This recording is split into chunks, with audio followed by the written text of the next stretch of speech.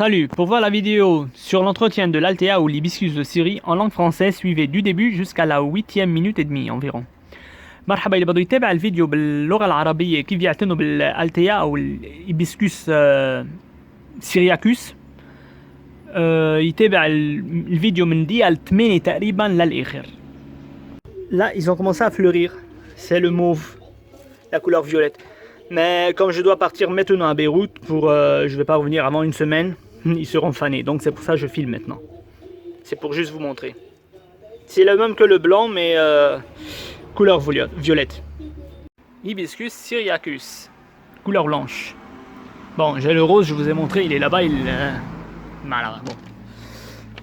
Hibiscus de Syrie, mais elle n'est pas du tout de Syrie, hein. Au fait, elle a pris son nom parce qu'elle est arrivée en Europe à partir de la Syrie. Quand je parle de la Syrie, je parle de l'ancien temps, donc de la grande Syrie, donc le Liban, la Syrie et la Palestine. Bon, un peu l'Irak, bon, voilà. Bon, pour l'origine de la plante, j'ai fait juste des notes pour ne pas oublier d'en parler d'une étape. Ce sont des étapes que j'ai écrites, voilà, c'est tout. Bon, pour l'origine de la plante, c'est une plante originaire de Chine et de l'Inde. Donc c'est une asiatique. Pour l'exposition, c'est le soleil, plein soleil. Pour la rusticité, c'est une plante vraiment très rustique. On parle de moins 12, voire moins 15 degrés. Hein. Très rustique. Mais c'est normal quand vous êtes dans un jardin, on a plein de conneries comme ça. Ça, c'est chaque 2-3 jours. Hein. Voilà. Surtout avec un jasmin, regardez. Ce sont des fleurs de jasmin. Bon, quelle étape là où je suis arrivé. Bon, pour la floraison, c'est une plante qui va fleurir au début de l'été jusqu'à la fin de l'automne. Aujourd'hui, nous sommes le 11 septembre 2021. Bon, pour le sol, écoutez, c'est une plante qui va fleurir, donc on va utiliser un terreau spécial plante fleurie s'il est en pot comme ça. Mais moi j'ai pas trouvé, donc j'ai utilisé de la terre de jardin, j'ai mélangé avec un peu de compost et une poignée de fumier avec un terreau universel. J'ai fait un petit mélange, je l'ai planté ici. Donc c'est une plante qui va s'adapter à n'importe quel sol, mais bon, de préférence un terreau spécial plante fleurie, il n'y a pas de problème. Mais si vous n'avez pas trouvé n'importe quel sol, il n'y a pas de problème. Terre de jardin mélangée avec du terreau universel comme j'ai fait moi-même. Voilà. Pour où on est arrivé. Pour le rempotage. Écoutez, pour le rempotage, dans un pot comme ça, il peut rester. Je l'ai planté, celui-là, il a 2 ans. 2019. Donc, dans un pot comme ça, il peut rester 3 voire 4 ans. Donc, pour le rempotage, il faut juste le rempoter une fois chaque 3 voire 4 ans dans un pot un peu plus grand et c'est tout. Bien sûr, en pleine terre, on ne va pas le rempoter. Pour l'arrosage, bon, écoutez, pour l'arrosage, ici, mon système, il est placé à chaque 3 jours. Mais de préférence, bon, je l'ai placé à chaque 3 jours parce que je sais la chaleur et le soleil qui frappe. Donc, je sais que le pot va manquer d'eau. Mais avant, pour l'arrosage en pot, en hiver comme en été, il faut toujours s'assurer que le terreau commence à sécher à la moitié avant d'arroser à nouveau. Parce que si le terreau il est sec, le terreau il est humide à la base, n'arrosez pas, c'est que la plante n'a pas besoin d'eau. Si vous arrosez, il aura un excès d'eau, alors excès d'humidité, vous allez faire pourrir les racines et la plante va mourir. En pleine terre, c'est différent, ok? Les deux premières années, 3 années, les premières 2 ou 3 ans, il faut l'arroser au moins en pleine terre, au moins en été, une fois chaque 4 voire 5 jours. Après 2 ans, une fois par semaine. Et après 3 voire 4 ans, c'est une plante qui va supporter la sécheresse. Si vous voulez l'arroser une fois chaque 2 semaines, il n'y a pas de problème. Une fois chaque 3 semaines, la plante et ses racines qui vont s'enfoncer dans le sol, aller chercher l'eau elle-même. Et donc, elle peut se passer 2 ou 3 semaines sans arrosage. En hiver, si elle est en pleine terre, n'arrosez pas. Il pleut de toute façon et la plante n'a pas besoin d'eau. Pour... on est arrivé, on a parlé dans... Là, ok, l'engrais. C'est une plante qui va fleurir, donc logiquement, on va lui donner un apport d'engrais une fois par mois ou une fois chaque 1 mois et demi. Engrais spécial plante fleurie. En pleine terre, c'est pas la peine, hein, sauf un peu de fumier à l'automne. La plante, elle va se débrouiller. Hein. Il y en a une en pleine terre que je connais, de couleur rose aussi. De couleur rose, elle a près de 4 mètres et là, elle pousse comme ça au bord de la route. C'est sûr que personne ne lui donne de la nourriture et elle fleurit abondamment. Donc elle peut se passer en pleine terre d'engrais. Mais en pot, la plante est condamnée, donc il faut la nourrir. Pour la multiplication, ça se fera par semis au printemps ou alors par bouturage en été. Pour les maladies et insectes, il peut atteindre la plante. Bon, c'est un hibiscus, hein, comme il a la même maladie et insectes que tous les hibiscus. On parle des maladies fongiques, par exemple, on peut avoir de l'oïdium, donc il ne faut jamais pulvériser de l'eau sur la plante pour limiter le taux d'humidité sur la plante. Sinon, vous allez lui faire créer de l'oïdium.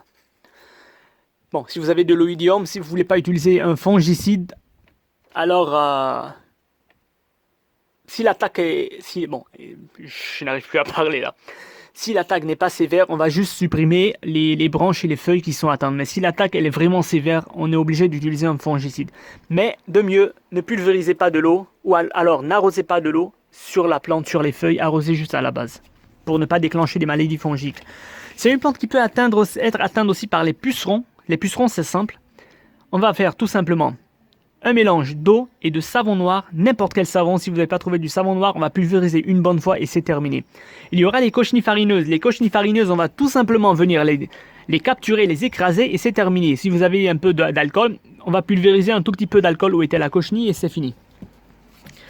Elle peut être aussi atteinte d'aleurode. Ce sont des petits papillons blancs, disons de 2 mm. Bon, ce qu'il faut faire, dès qu'on voit une aleurode, un scotch, on le capture, on ne va pas laisser l'aleurode se multiplier parce qu'elle se multiplie rapidement sur la plante et elle a une très grande résistance même avec un produit chimique. Donc attention à l'aleurode, il faut vite agir. Qu'est-ce qu'on a aussi? Bon voilà, c'est tout. Hein. C'est tout, c'est pour les insectes. Écoutez, aussi, elle peut être atteinte par des acariens, c'est les araignées rouges. Dès que vous détectez l'acarien, c'est qu'il y a trop de sécheresse dans l'atmosphère.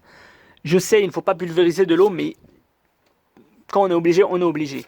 Si vous avez des acariens, les acariens, ils détestent les environnements humides. Donc, on va prendre un savon noir, on va mélanger du savon noir dans de l'eau ou n'importe quel savon, et on va pulvériser 2 ou 3 fois par jour pendant une semaine, voire 8-9 jours.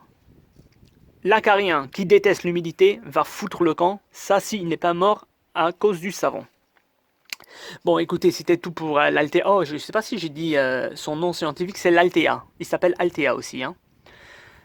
Bon là, c'était tout pour l'Altea, l'Hibiscus syriacus, l'hibiscus de Syrie. Et à bientôt pour une nouvelle vidéo. Ah là là là là, j'ai oublié de parler de la taille. En fait, l'Altea, si vous voulez, vous la taillez. Hein. Moi, je suis obligé, il y a le parking ici, et moi, je suis obligé, il est en pot, il y a la fenêtre. Donc, je suis obligé de tailler ça à moitié. Donc, pour la taille, c'est à moitié.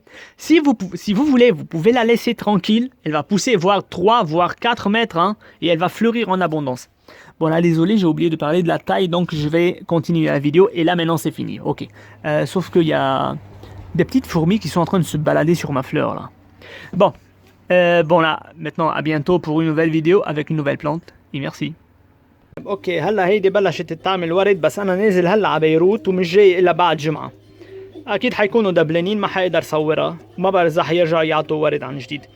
هيدي نفس الشيء مثل البيضة، نفس الشيء مثل البيضة بس لون موف. كرمال هيك عم صور لكم اياها، هي شوي مسكرة بس مبينة شوي، يعني احسن من بلش.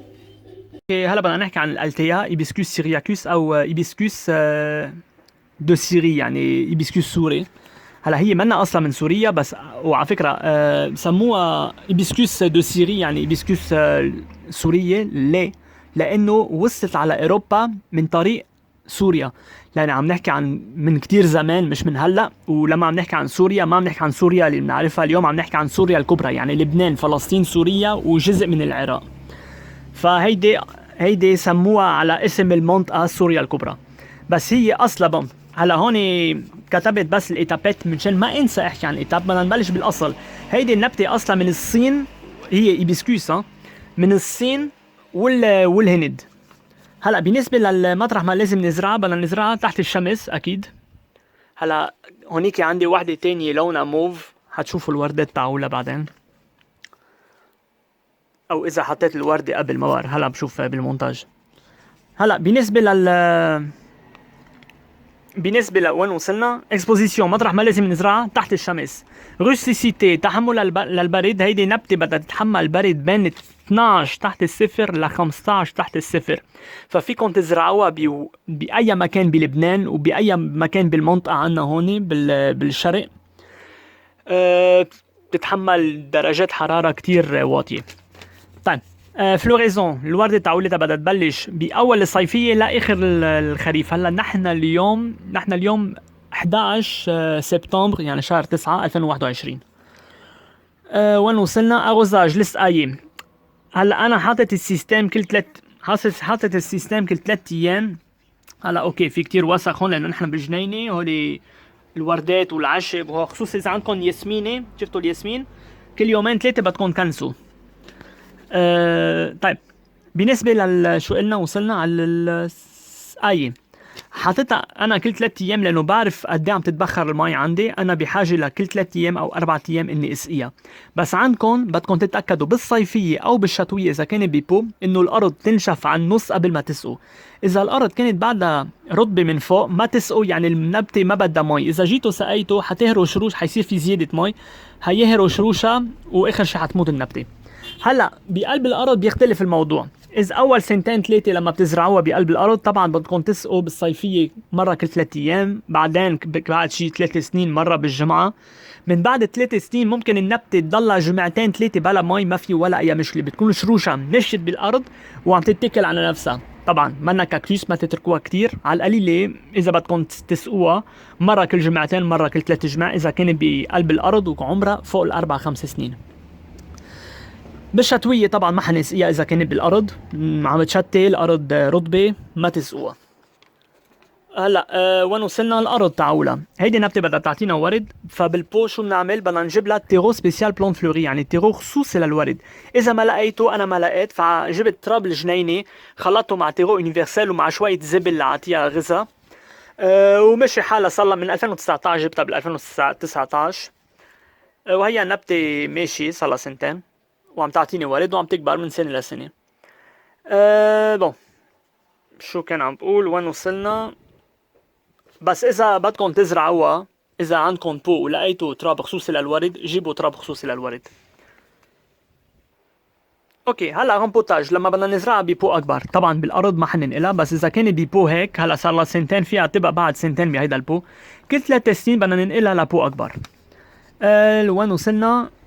انغري كيف نغذيها؟ هلا هيدي نبتة بدها تعطينا ورد، فمنغذيها ب انغري سبيسيال بلون فلوري، يعني انغري خصوصي للورد، مرة بالشهر، مرة كل شهر ونص، بالربيع وبالصيفية. هلا بقلب الأرض إذا بدكم أول 2 فيكم تحطوا لها شوية زبل، ما في مشكلة، بس بالخريف طبعا.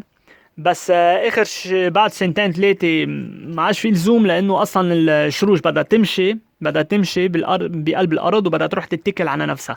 عنا واحدة طالعة على الطريق بتضيع التانية طولها شي 3 أمتار، لونها أبيض كمان جنب الطريق يعني، فأكيد ما حدا بيغذيها، والنبتة عم تعطي بكميات كتير كبيرة ورد، فبعتقد ممكن تزبط حتى لو ما حطيتوا لها شي كغذاء، لأنه النبتة أصلا بدها تروح تتكل على نفسها.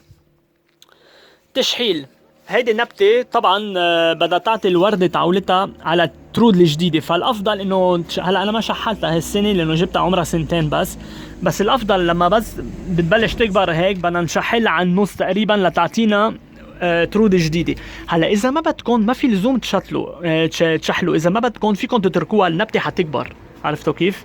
بس هيدا صار شيء أنا ما بقدر أتركها عندي الشباك، وما عندي الباساج هون، السيارة بتصف هون، ما في، أنا مجبور شحلها، فكرمال هيك. هلا ملتيبليكاسيون كيف بدنا نكتر منها للشتلة؟ أو بذر بالربيع، أو بوتوراج يعني منشتل منها بالصيفية. أوكي هلا أمراض وحشرات. هلا هيدي نبتة ممكن إذا صار في كتير رطوبة عليها ممكن يصير عندهم أويديوم هي مرض فطري، مثل بودرة البيضة بتكون على الورق. هلا إذا كانت أول بدايتها فينا نقص الغصنة، فينا نشيل الورقة، ما في ولا مشكلة. بس إذا كانت بكترة على النبتة مجبورين نستعمل فونجيسيد، يعني دواء للفطريات. هلا بالنسبه بخصوص انه كيف ما بدنا نخلي انه الاويديوم تجي على النبته، ما بدها رطوبه، فاكيد ما بدكم ترشوا مي عليها، لا بسقايه لا بالطصاصه، اسقوا بقلب الارض، ما تسقوا الورق. طيب ممكن يجي كمان المن الاخضر او الاسود. ولا اهين من هيك، بنجيب صابون بنخلطها مع مي وبنطص مره واحده وبكفي. المن دغري حساس بيموت. عنا الكوشني فارينوز اللي هي من القطني. كل من بس بنشوف من قطني، هلا انا ما عندي هون ولا حشرات، نجي بنشيل المن القطني بنقتلها وبنرش. اذا عندكم سبيرتو بترشوا سبيرتو محل ما كانت المن القطني وبس. في كمان الالورود. الالورود هي بابيون بلون كتير صغيره، فراشك بيضة اللون، طولها شي 2 ملي. اول ما نلاقيها هيدا على النبته بنجيب سكوتش وبنبلش نلقطهم، لانه هيدا اذا بتتكاثر بسرعه، واذا تكاثرت على النبته عندها مقاومه كتير قويه حتى على المبيدات السامه، يعني اللي تتخلصوا منها حتصير كتير صعبه. فاول ما تلاقوها دغري شيلوها وما تخلوها تتكاثر. في الاكاريان هي اريني روج. الاكاريان بيجي لما بيكون الجو كتير فيه جفاف. هلا قلت لكم مش لازم تصوا مي على النبته، بس لما بنكون مجبورين. الاكاريان كيف نتخلص منها؟ بنجيب صابون، حيلا نوع صابون، بنخلطه مع مي وبنطص 3 مرات باليوم على مدة جمعة او 10 ايام تقريبا. الاكاريان اللي بتحب الجفاف ما حتحب هيدا رطوبة على النبتة، فحتحل عنها هيدي اذا ما ماتت من تأثير الصابون. طيب هيدا كان كل شيء عن الالتيا هيبسكوس سيرياكوس. بعتقد حكيت عن كل شيء، وبلاقيكم بفيديو جديد مع نبتة جديدة. وشو عم بيعملوا هول النملات بقلب الوردة؟ مدري شو عم بيعملوا.